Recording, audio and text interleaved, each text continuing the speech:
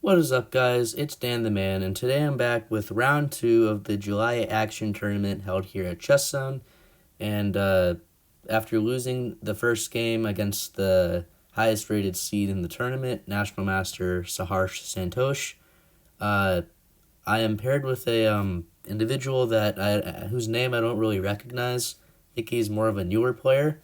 And funnily enough, we go to the other extreme of the section.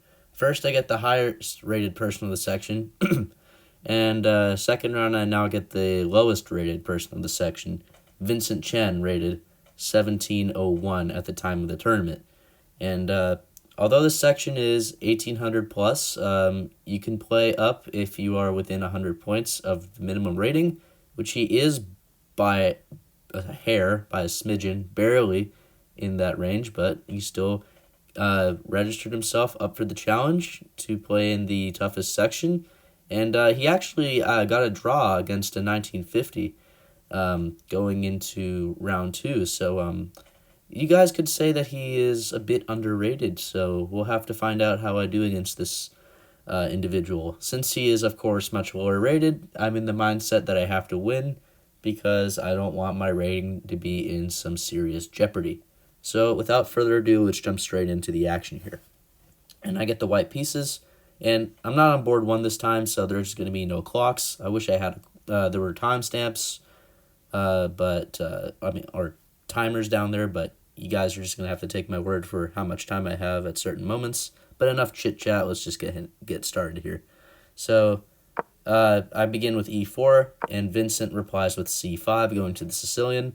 Knight f3, knight c6, d4, takes, knight f6, knight c3, e5. We're both playing this very fast.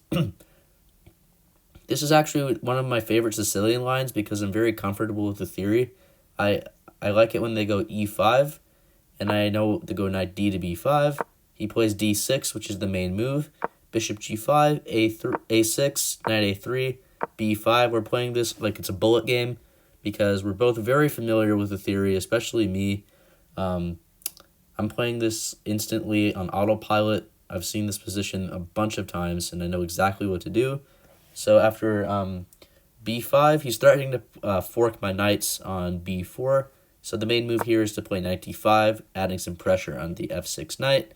And he's expected to go bishop e7 to break the pin, which he does. And since I said we're playing this like a bullet game, we each have not spent more than a minute each at this point. So after bishop e7, I trade because I know that's the main move. And here I play the move bishop d3. I get out of book a little bit. I didn't play c3, even though that is the main move. I wanted to play something different for whatever reason. Bishop d3 is an inaccuracy. I mean, it's not terrible. It's not a horrible move, but I guess it's kind of a weird move because it blocks the queen from defending the knight. So Vincent here played the move bishop to e6 here. And normally the queen would be able to capture the knight in cases like this, but because the bishop's in the way, I would be forced to take with the pawn and kind of have a weak pawn on d5 in a way. So I guess the why bishop d3 is kind of a drawback, but I deal with the threat on the knight. I don't want him to take my knight and have my pawn sort of be awkward on that square, so I just go ahead and take his bishop on f6, which is a fine move. He takes with the queen, which he actually spent a few minutes doing, surprisingly. I don't know, maybe he was thinking about g takes f6 and, you know, some sort of... let's actually look at g takes f6. If he were to play this move, I mean, it's okay, but he's voluntarily doubling the pawns, but maybe he was calculating that I would castle at some point, and he was debating in his mind whether the doubled pawns are worth it, and if I would end up castling. Like, he can't predict the future. Maybe I wouldn't castle kingside and have a rook on the g-file in the long run. So I guess he was considering that as an option, but he plays the more reserved queen takes f6, developing his queen and keeping the pawns intact. So here I castle, and here he castles as well. And we both emerged out of the opening pretty equally. I'd say, no one really has a clear advantage. We traded 2 sets of minor pieces. We're both castled, and now we're going into the middle game, and we have to figure out a best plan of action here. I play the move c3 now, just so I can move my knight to c2, and just to reroute it from a3. Here he plays rook on f to d8, probably preparing to go d5 to open the d file for his rook. I go knight c2, and he indeed does play the move d5 here. And he's actually threatening to take on e4, and that's a pretty big threat to ignore, because if he were to take on e4 right now, he would be double attacking my bishop, which would be pinned to my queen. So I just go ahead and get rid of that annoying pawn by playing e takes d5. Not the best move. I should have sidestepped my queen to the e file, but this move isn't terrible. And he takes back the wrong way. If he plays the move bishop takes d5, which is the best move, black has a small advantage already, and I actually have to find this only move, queen h5. I have to get out of the line of fire from the rook right now, and this is the only square to do it. I was thinking about, after bishop takes d5, to play the move knight e3 here, which looks like a logical move at first, but because of the rook aiming at my bishop on the d file, Vincent can already be winning the game here after the move bishop to c4, and he's putting pressure on the pinned piece, as they say, and there's no way to keep defending the bishop on d3. So I can't play a natural move like that, and if I were to play a move like queen e2 here to try to maybe sidestep the queen that way, he actually has this nice move e4, and then my bishop's trapped essentially because there's no other safe squares except this, but he would deflect my bishop from blocking this diagonal, which would mean he could play bishop c4 and win the exchange. So that's why queen e2 doesn't cut it. So yeah, the best move here is queen h5, again threatening checkmate on h7, and let's see, if he plays a move like h6, I can, do whatever I want here. If he plays e4, which is the engine suggestion, I should just apparently go backwards. Let's see, what other moves are there? Can I play queen g4 here? Yes, but then again, it's not a great move because black has this nice move, bishop takes g2, opening a discovered attack on my bishop on d3, which is now undefended. So I'd have to do a counter desperado with bishop takes h7, and after the king takes, I would probably take like this. And this is an alternative line that I could have played, but, best is just to go queen h5. I didn't have to worry about any of those lines because he played rook takes d5, which I thought was a bit odd because he lets me go knight e3 and gain tempo on his rook.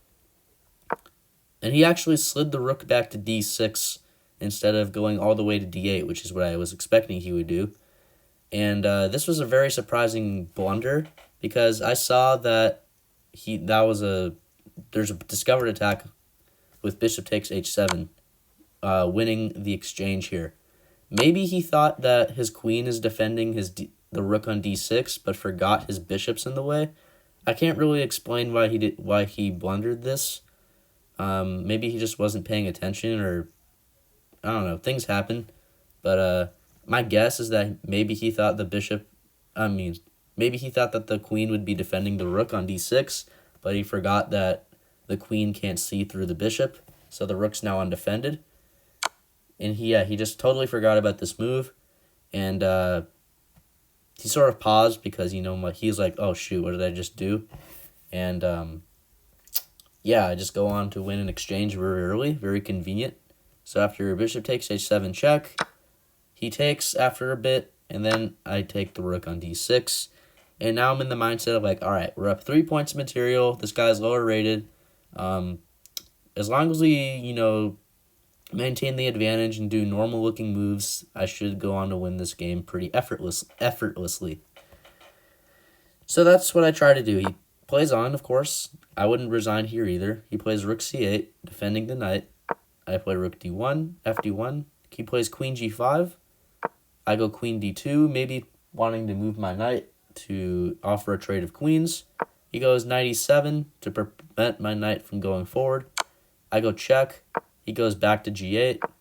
I go rook to d6, attacking the a6 pawn and preparing to double. So after a5, he plays I play rook on a to d1, wanting to trade rooks on the back rank. More than more than that. If I were to play rook d8 here, that would actually be a mate and 2 threat I'm actually doing. So he plays the move knight g6 to number 1, just move the knight to a better square, and number 2, he opens the queen defending that d8 square, so I can't trade rooks now. Sorry, I didn't mean to go that fast. I put queen d3, that way I make a tripled battery on the d file and I renew the threat. And here he plays rook c5 to avoid the trade once more and also defend the pawn on d5. And here I had 48 minutes, and after rook c5, Vincent had 32 minutes. So I go rook b6 to add another attacker on the b pawn.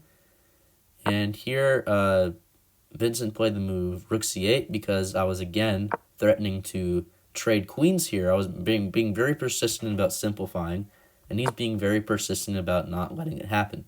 So after rook to c8 here, I obviously take this pawn, and here he plays the move knight f4.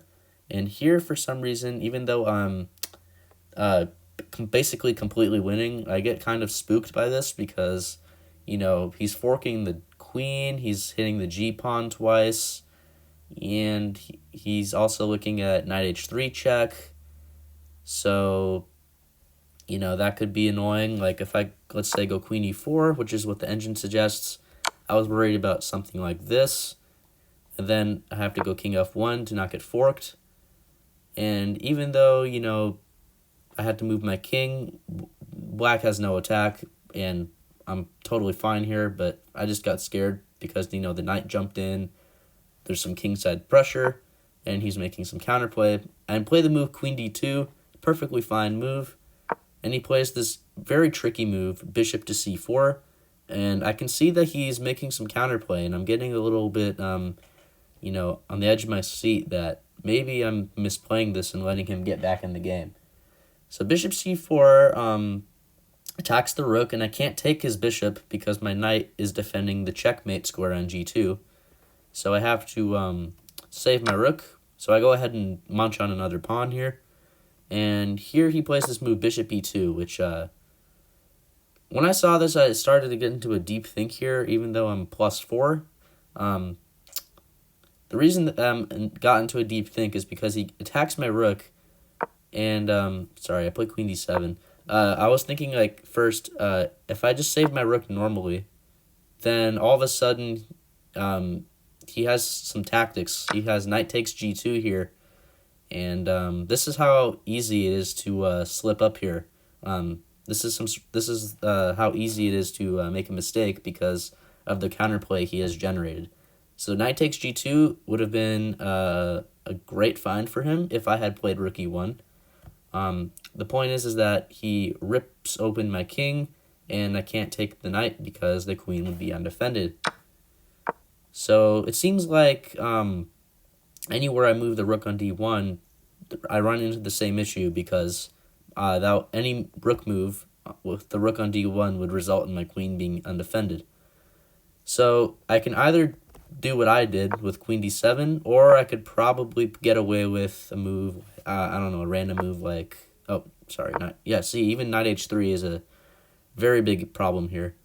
I think there was a line or two where I could, maybe this. Yeah, even g3 here isn't great. Like where you can give the exchange back, and you can, sacrifice some material back, but end up being winning. But if g3 were to happen, suddenly Vincent has some threats with knight h3, and after king to g2, this is what can happen if you don't play precisely. So I play the move queen d7, counterattacking his rook, And after he played rook f8, I'm like, okay, if I play rook e1 here, I was worried about bishop f3 because that's just a triple attack on the pawn, and I can't add two defenders in one move. And I'm like, oh wait, am I actually throwing here? And if I play g3, even though it's a move, I'm creating some holes around my king, and he has a light square bishop. I don't know, kind of iffy. But the top engine move is just queen f5, and he has to trade queens here. If he moves the queen away, then I would be able to take his bishop because my pawn wouldn't be pinned anymore. I actually do this interesting move, rook on d to d5.